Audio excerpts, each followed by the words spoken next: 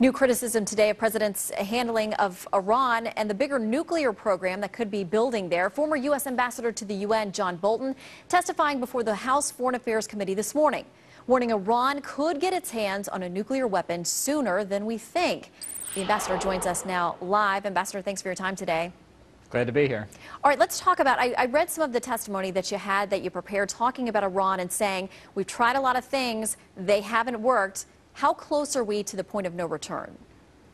Well, I think we may be past the point of no return in the sense that Iran does have inside the country everything it needs to produce a nuclear weapon. I don't think it's done that yet, although our intelligence is far from perfect, but they've got the low enriched uranium, they've got the capability obviously to enrich it to weapons grade, they've been working on weaponization capabilities for years, their ballistic missile program is very advanced, and all of this I think they can bring together very, very quickly.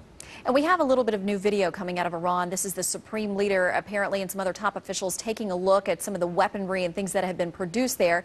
You mentioned how advanced they are. Over the years, we have had sanctions, we've had negotiations. Who's to blame? Are there multiple administrations to blame for where we are today?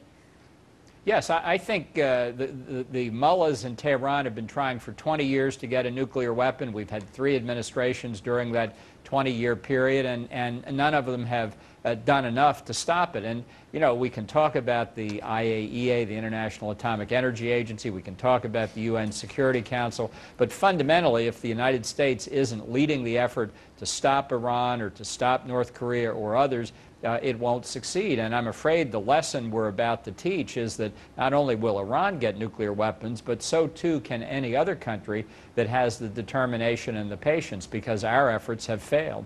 Yeah, you mentioned that once they do get a nuclear weapon, it changes the Middle East as we know it forever. You mentioned maybe Egypt, Turkey, Saudi Arabia, other nations out there could also get in line and have these nuclear weapons. I thought it was interesting also in your testimony you mentioned what appears to be the U.S., quote, disdain for Israel. Explain.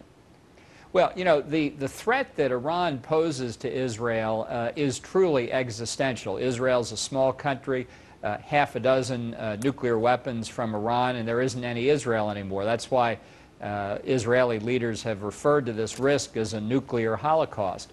Now, Iran is bad enough, but if other countries get nuclear weapons as well, as Secretary of State Clinton and others have agreed, you could have a multipolar nuclear Middle East, half a dozen or more countries with nuclear weapons within 5 to 10 years. So bad enough as the risk is to Israel from Iran, as more countries potentially hostile to Israel get these weapons, the risk increases exponentially, and yet the Obama administration is pressuring Israel on building apartments in East Jerusalem, not worried about the Iranian nuclear threat to the extent they should be. It's something that puzzles a lot of folks out there who watch this relationship. Quickly, I want to ask you how Syria and the unrest there factors into this whole debate as well.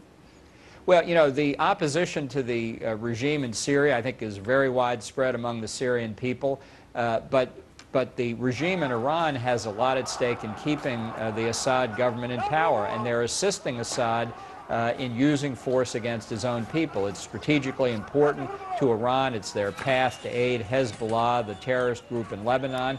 And I'm also worried that there are additional nuclear-related activities in Syria that Iran wants to protect, in addition to that reactor the North Koreans were building that Israel destroyed back in 2007. All right, former UN Ambassador John Bolton, always great to see you. Thank you so much, sir.